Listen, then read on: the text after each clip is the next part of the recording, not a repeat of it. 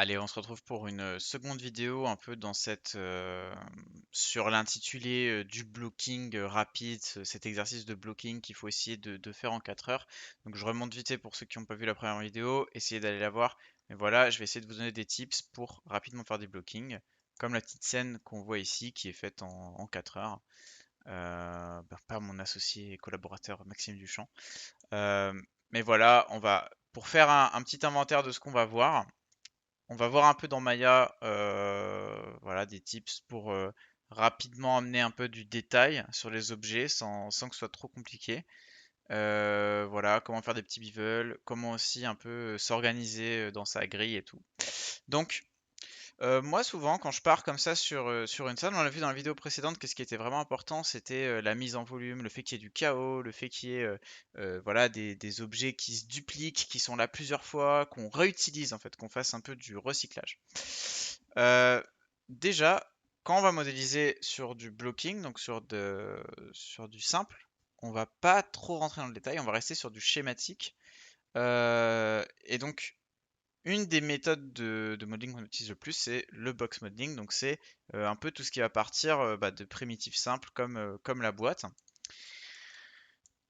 Quelques tips, ça va vous paraître peut-être trop simple si vous êtes déjà avancé en 3D, mais bon, voilà, c'est des bases, je préfère les rappeler.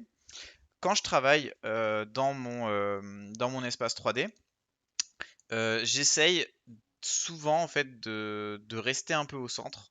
Donc de rester un peu au centre de ma scène pour en fait pouvoir utiliser rapidement le centre de la grille. Par exemple, si je fais une table, hop, bah voilà, ou une chaise, je pose ma base, voilà, j'arrive, je fais un autre bloc, j'arrive, je le scale, voilà, tac. Et en fait, je suis direct au centre. J'ai pas besoin un peu de m'ennuyer à venir essayer de snapper. Alors, une autre méthode, si vous voulez faire ça bien, c'est peut-être d'utiliser des fois un peu la grille pour modéliser. C'est super quand vous faites du modulaire parce qu'on peut se dire, voilà, bah, un objet va prendre, je sais pas moi, 3 blocs sur 3 blocs. Et donc, en fait, vous pouvez vous faire des catégories. Ça, dans le jeu vidéo, des fois, c'est utilisé, par exemple, vous savez, dans les jeux où on va avoir, par exemple, un éditeur de level ou la possibilité de faire du housing, de placer des meubles, de placer des objets. Le fait de standardiser tout ce qu'on fait sur une grille pour que tout puisse s'emboîter un peu de manière simple et efficace. Donc, les objets, je vais toujours aller au plus simple. Voilà, je vais modéliser vite. Je vais utiliser des outils comme le multicut, le quadro, etc. Par exemple, là, bon, petit raccourci, on revoit, mais quand je suis en quadro, que je fais contrôle et que je viens faire un clic molette, ça me place des lignes directement au centre. Vous voyez, là, je suis pas axé. Tac, ça me met toujours pile poil au milieu. Ce qui me permet de rapidement, bah voilà, faire des découpes, venir avec des bridges. euh, voilà, hop. Venir bridger. Il y a un truc qui est vraiment super, que j'utilise énormément pour mettre du détail un peu dans mes géométries, même sur des stades très très simples. C'est tout ce qui va être bevel. Donc les bevel, ou les chamfers si vous utilisez par exemple 3ds Max. Hop, on va s'en mettre un petit peu sur les côtés. Hop, bevel. Vous voyez, ça donne tout de suite une manière un peu différente de gérer la lumière. Parce que bah, du coup, la lumière vient et en fait, elle va se casser un peu. Et mine de rien, la différence entre juste une boîte et juste une boîte avec un petit bevel, c'est que sur une scène de blocking que vous allez faire rapidement, ça mange pas de pain, donc en gros, ça prend pas trop de temps d'appliquer ces bevels.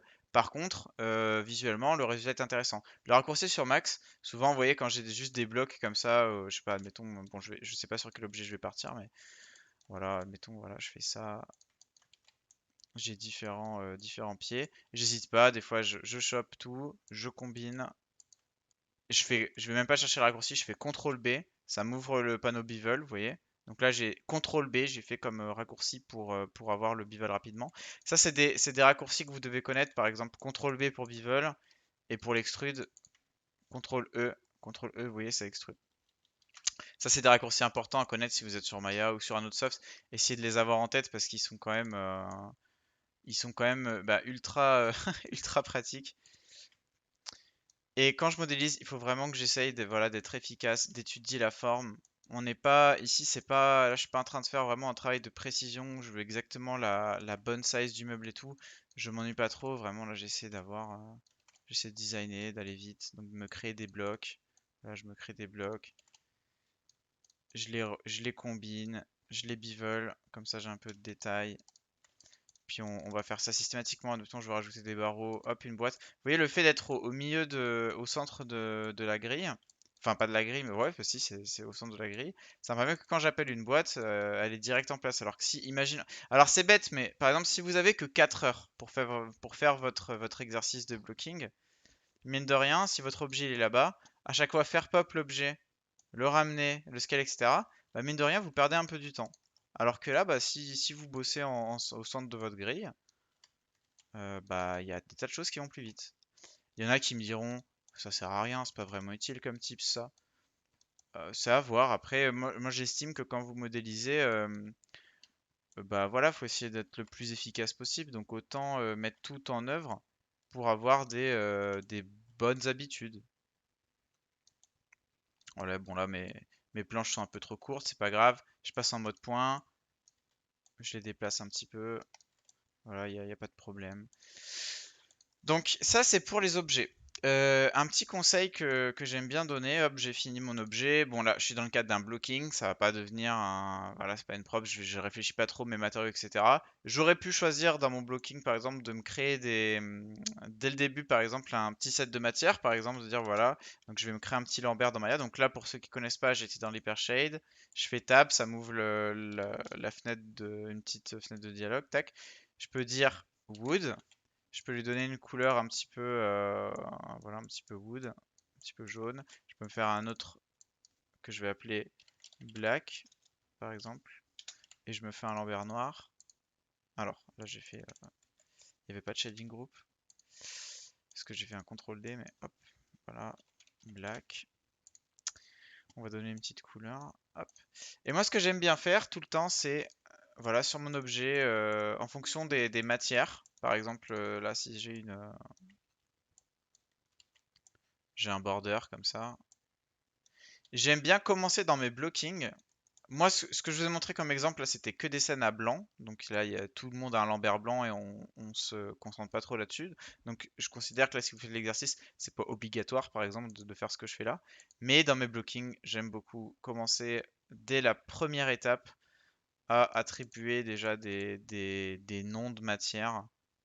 Pourquoi? Parce que derrière, si je vais dans un moteur, par exemple, si plus tard ma props elle va dans Unity, elle va dans Unreal, elle va ailleurs, eh bien, mes matériaux sont déjà attribués en fait. Et en fait, en 3D, vous avez ce qu'on appelle les Material ID, je l'ai peut-être déjà dit dans certaines vidéos. Mais le Material ID, en fait, c'est l'identité. Et en fait, c'est des informations qui transitent quand vous exportez votre mesh en FBX vers un autre moteur, par exemple.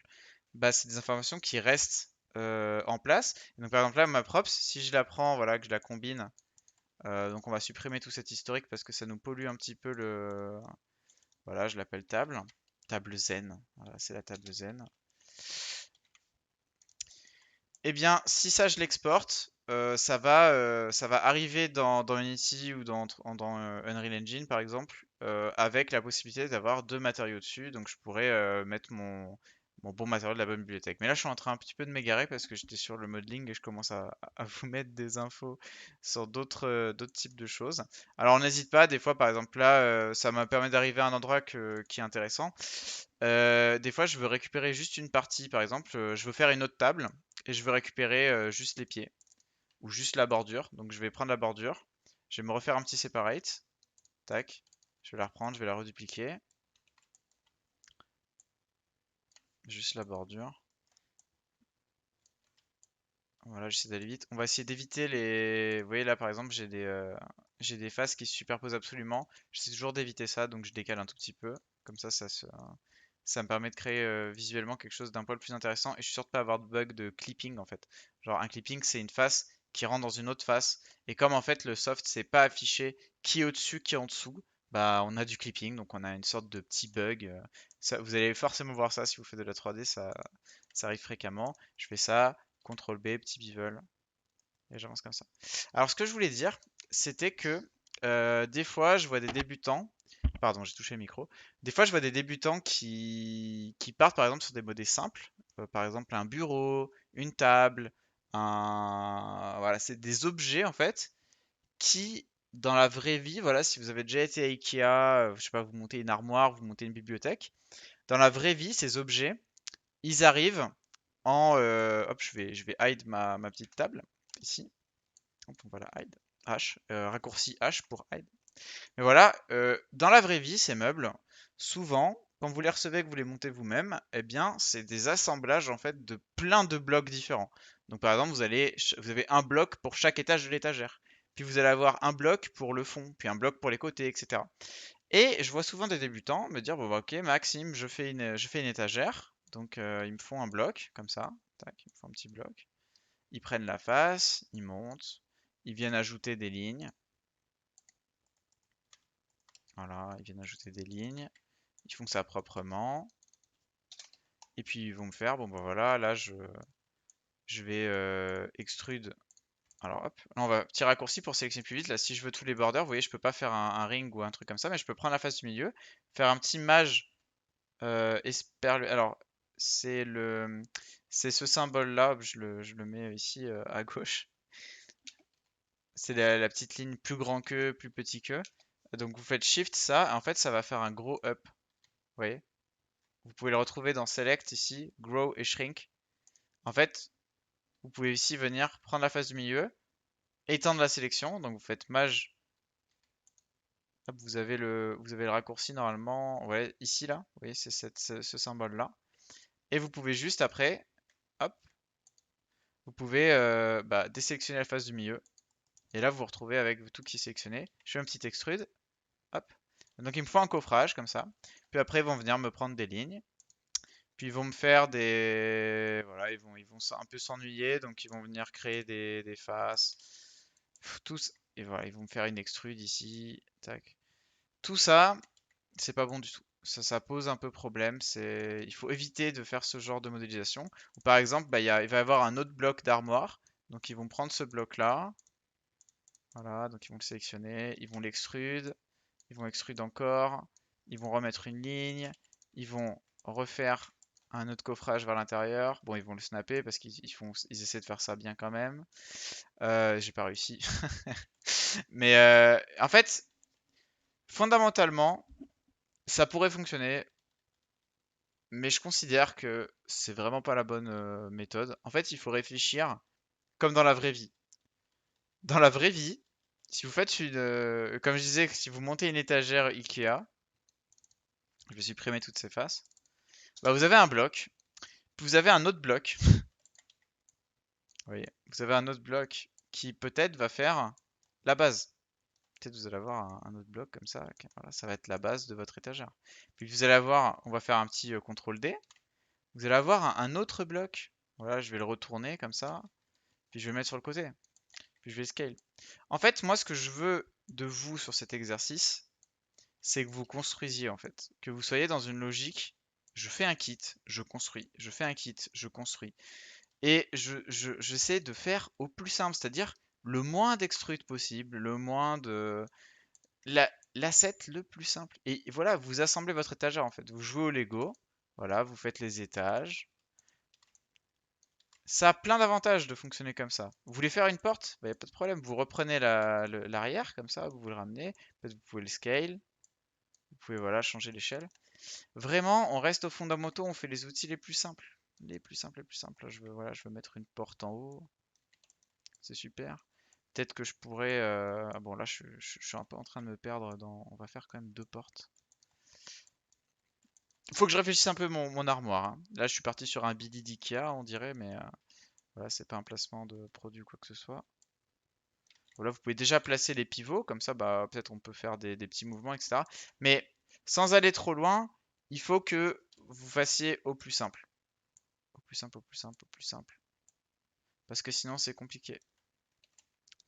Et sur un modèle 3D, plus vous faites d'étapes, en fait, plus vous compliquez la vie. Et plus vous allez avoir des problèmes. Alors, l'avantage, en fait, de faire ce système de blocs à chaque fois, c'est que vous pouvez parfaitement prendre votre étagère entière, la dupliquer, et venir faire une variation. Par exemple, bon voilà, je veux pas de porte. C'était schématique, hein, fallait avoir de l'imagination pour, pour se dire ah, c'est des portes, mais euh, vous pouvez dire ok, ben là je veux la version penderie, donc ben, je vais baisser ça, puis je vais pas mettre de bloc ici. Par contre, je vais peut-être dupliquer ça. Alors, je vais peut-être amener un cylindre, hop, le rotationner, enfin lui faire une rotation et faire la version penderie. Et vous devez tout faire au plus simple. Votre objectif, c'est de faire le moins d'opérations possible, le moins d'APM pour ceux qui sont un peu joueurs, le moins d'opérations, le moins d'actions possible pour arriver à un résultat simple qui va être utilisable. Vous voulez mettre des petits pieds? Hop, on va prendre des cylindres, on met des petits pieds sous l'étagère, il n'y a pas de problème. Vous devez faire du box modeling simple. Bon, je vais pas le répéter pendant 25 minutes non plus, sinon la vidéo va être un peu ennuyeuse. Mais je pense que vous avez déjà saisi l'idée. Déjà, en faisant attention à ça, alors on va se remettre comme tout à l'heure, mais voilà, là j'ai fini, hop, petit bevel, CTRL B, peut-être je fusionne, combine, CTRL B, petit bevel, je vais vite, vous voyez. Je vais vite, je vais vite, je vais vite. Là, j'ai pas attribué les matériaux, mais voilà, ça peut être du métal, alors que tout le reste, c'est du bois. Hop là. Je peux faire ça, ça me prend 2 secondes, quoi. Ça me prend 2 secondes, je garde l'étage. Peut-être, voilà, il y a un étage plus fin, tout en haut. Et on va construire, on va construire, on va construire. Hop, vous faites du schématique. Je veux qu'il y ait des boîtes sur le... Alors, là, mon étagère, honnêtement, elle est trop... elle est trop fine. Je dois l'agrandir. Bah, c'est pas grave. Hop, j'arrive. Là, je prends les petits points. Je les tire un petit peu vers l'avant. Là, c'est pareil. Ça, je sélectionne cette face. J'agrandis la section. Gros. Hop, et je tire. Il n'y a pas de problème. Ça va vite. Je veux une deuxième penderie. Hop, voilà, peut-être plus fine. Peu importe. Je sais même pas si c'est possible. Mais voilà, et puis hop, je peux arriver, mettre des boîtes, construire. Ça, c'est vraiment sur la partie props, pour aller vite. Maintenant, je vais faire une troisième vidéo. Voilà, ce sera la dernière sur cette session, je pense. Et là, je vais plus parler des environnements, des murs et de tout ça. Donc, voilà, n'hésitez pas à poser des questions si vous avez des remarques, des commentaires. Le but pour moi aujourd'hui, c'est pas forcément de vous montrer des outils techniques précis, mais c'est surtout de vous parler un petit peu de comment on fonctionne et de comment voilà, être efficace quand on fait du blocking. Allez, on se retrouve sur une troisième vidéo. À tout de suite. Merci d'avoir regardé.